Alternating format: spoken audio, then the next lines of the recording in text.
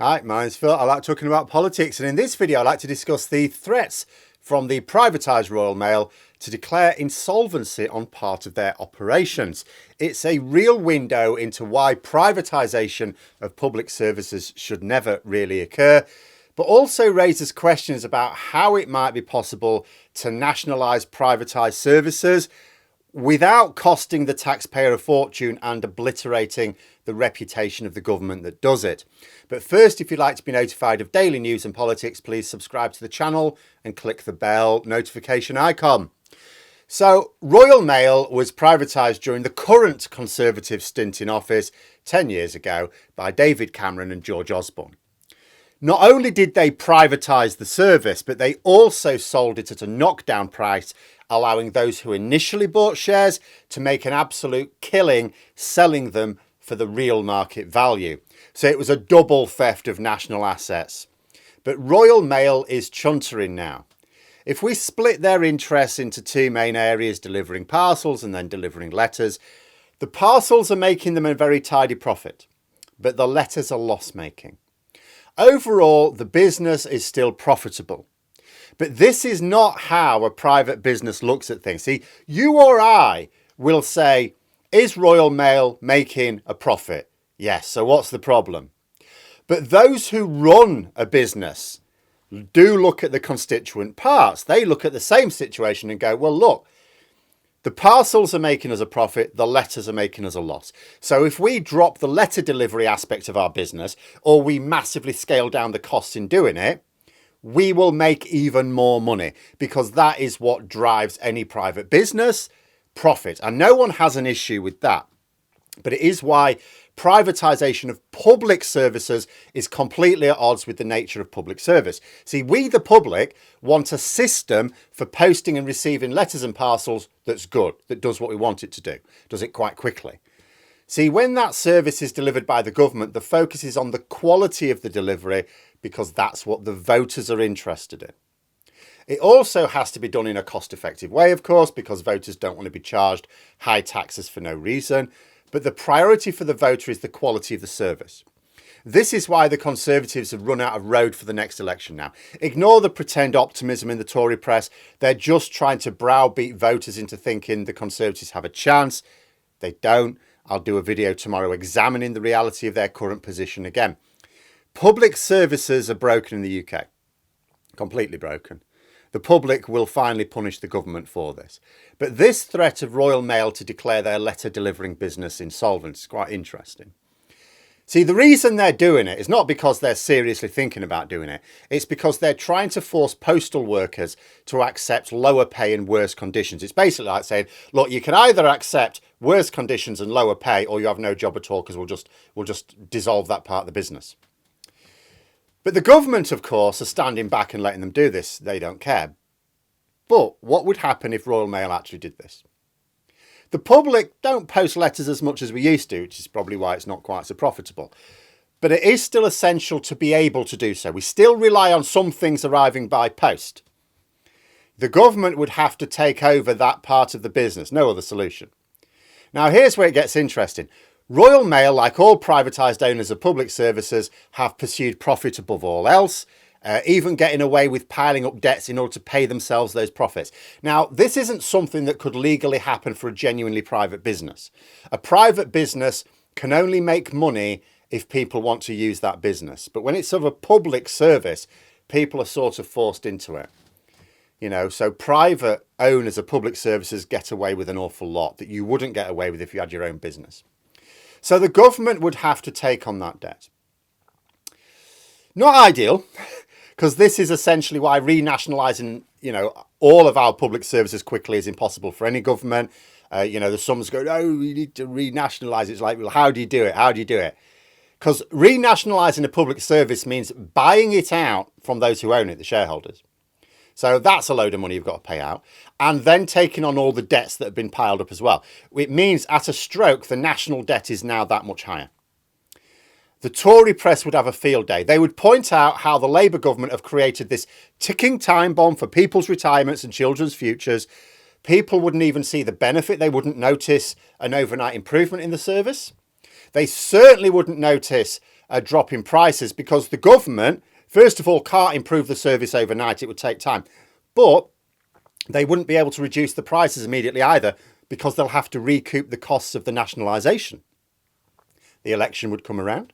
They would lose. The Tories are back in. And then they sell off those same assets to their mates again for knockdown prices. The national debt remains. But the Tories and their client media keep pointing, that's Labour's debt pile, that was Labour's debt pile. Labour wouldn't get back in power for another 15 years, by which time the Tories have sold everything off again, and Labour, when they come back in, have to start again. And if they do, a few years later, they're out and the whole hideous cycle begins again. Fatal. Absolutely fatal. Pointless. But I have often thought, if a Labour government just made life difficult for these privatised services, if they insisted that the service be delivered properly, like the Tories at the moment let them get away with it because they don't care.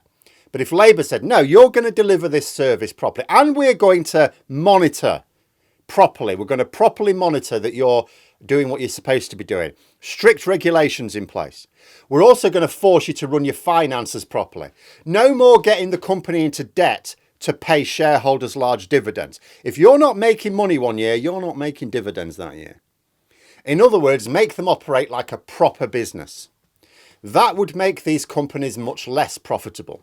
In fact, some might not be profitable at all. Water companies in particular would not find such an environment, if you pardon the expression, comfortable. Now, I don't know anything really about insolvency. And there is much that I suppose some experts won't be sure about in this particular case. But it occurs to me that in such a situation, the government could take over that company without having to pay off the shareholders. I mean, how many times have we seen someone taking over a business that's insolvent for like £1, £1, a token amount? They take on the debts, but they're not really paying anything for the business. So you have to just deal with the debts. But if the government did this, it would allow them to re-nationalise without it being as costly.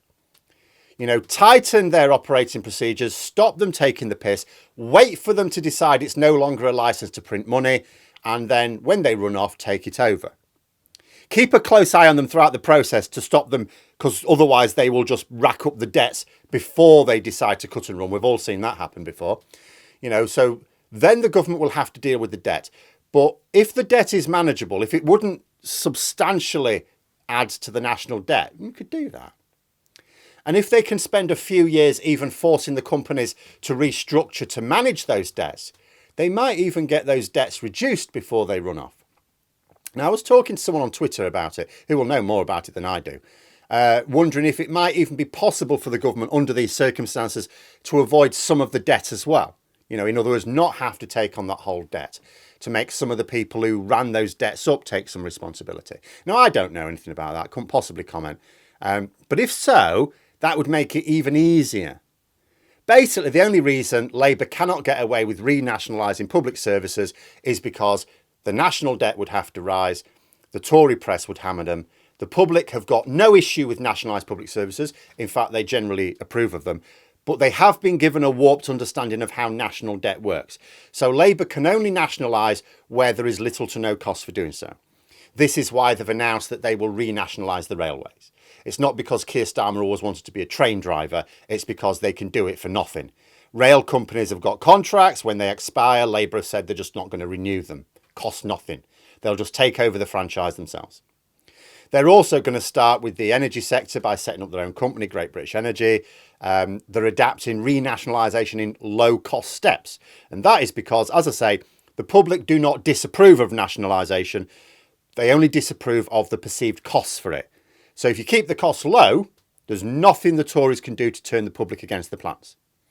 So it occurs to me, getting back to Royal Mail, that maybe when Labour in power, they lean on companies like this, force them to deliver the services properly, tell them that their job is to deliver parcels and letters, not let them get away with keep whacking up the prices either. No, reasonable prices. Don't allow them to split the businesses into two. It's one business, one service. You run it like that. If they don't like it, they can declare the entire operation insolvent and the government will take it over. Although in the case of Royal Mail, that wouldn't ultimately re-nationalise our postal service because their overall business is profitable. The parcels make more than enough to compensate for losses on the letters. They would just prefer not to be making losses on the letters.